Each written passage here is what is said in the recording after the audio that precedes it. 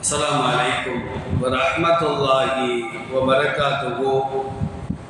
अल्हम्दुलिल्लाह वस्सलातु वस्सलामु अला रसूलिल्लाहि अम्मा बाद। फ़क़द क़ाल रसूलुल्लाहि सल्लल्लाहु अलैहि वसल्लम इत्तक़ुल लअनैन। क़ालू वमल लअनैनि या रसूलल्लाह।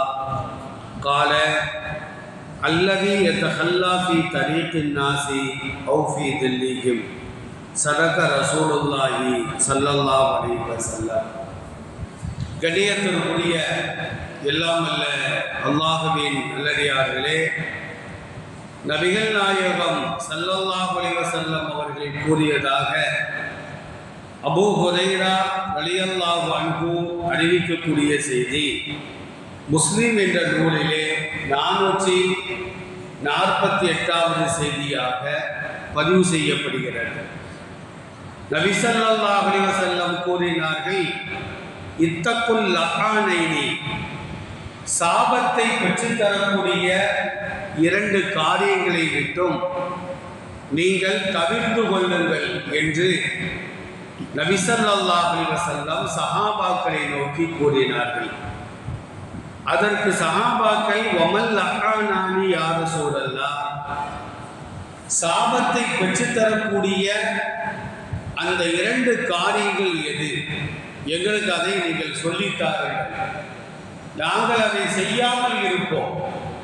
அந்த 2 காரியங்களை நாம் செய்தால் அல்லாஹ்வுடைய சாபம் நமக்கு வந்து கொண்டே இருக்கும். அப்ப சஹாபாக்கள் கேட்கிறாங்க, யா ரசூலல்லாஹ், அந்த 2 காரியங்கள் எது?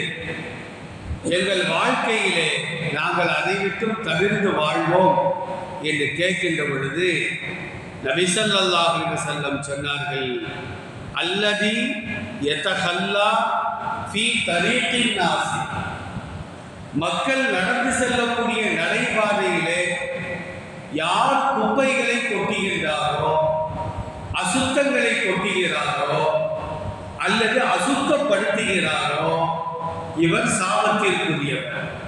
ஏன்னா அந்த பாதையில் போறவங்க குப்பையை கொட்டினால, சிறுநீர் கழித்தால, மலம் கழித்தால வாழ்த்தி விட்டு செல்ல மாட்டார்கள்.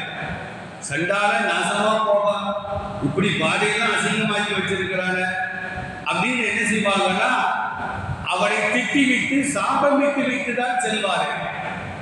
பாதிக்கப்பட்டவர் யாராக இருந்தாலும் கூட அவர் முஸ்லிமா, இந்துவா, கிறிஸ்தவரா என்றெல்லாம் அல்லாஹ் பார்க்க மாட்டார். நடைபாதை அசிங்கப்படுத்தப்படுகிறது, எல்லோரும் அதை பயன்படுத்துகின்றோம். அப்ப எல்லோரும் பாதிக்கப்படுகிறார்கள். யாரெல்லாம் சாபம் விடுகிறார்களோ அந்த சாபம் முழுவதும் குப்பையை கொட்டியவருக்கு, அசிங்கப்படுத்தியவருக்கு வந்து சேரும் என்பதாக நபி ஸல்லல்லாஹு அலைஹி வஸல்லம் சொல்கிறார்கள். ஒரு காலகட்டத்தில் குளத்திற்கு சென்று நாமெல்லாம் குளித்தோம், வாய்க்கால்களுக்கு சென்று படித்துறைகளில் சோப்பு போட்டோம், குளித்தோம். இன்னைக்கு வாய்க்கால்களில் படித்துறைகளில் சோப்பு போட்ட மாதிரியா இருக்குது. குப்பைகளை கொட்டி அசிங்கப்படுத்தி படித்துறையே இல்லாத அளவிற்கு குப்பைகளை கொட்டியும் அசிங்கப்படுத்தியும் அவைகளை இல்லாமலே ஆக்கிவிட்ட ஒரு அசிங்கமான சூழ்நிலையை இன்றைக்கு நாம் பார்த்து வருகின்றோம். இரண்டாவதாக நபிகள் நாயகம் ஸல்லல்லாஹு அலைஹி வஸல்லம் சொல்வார்கள், ஔஃபி தில்லிஹிம், மரத்தின் நிழலில் யார் அசிங்கப்படுத்துகிறாரோ, வெயில் காலங்களில் மரத்துக்கு அடியில் போய் ஒழுங்கலாம் போனால் அந்த 4 பேர் அசிங்கப்படுத்தி வச்சிருப்பான். அப்ப அவனையும் யாரும் வாழ்த்த மாட்டார்கள்.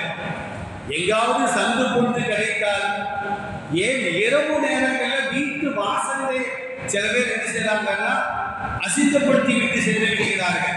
பள்ளிவாசல் வாசல்ல, கோவில் வாசல்கள்ல, சர்ச்சு வாசல்கள்ல, குடியிருக்கும் பகுதிகளில் இரவு நேரங்களிலே அசிங்கப்படுத்தக்கூடிய ஒரு அவலமான சூழ்நிலையை நாம் பார்த்து வருகின்றோம்.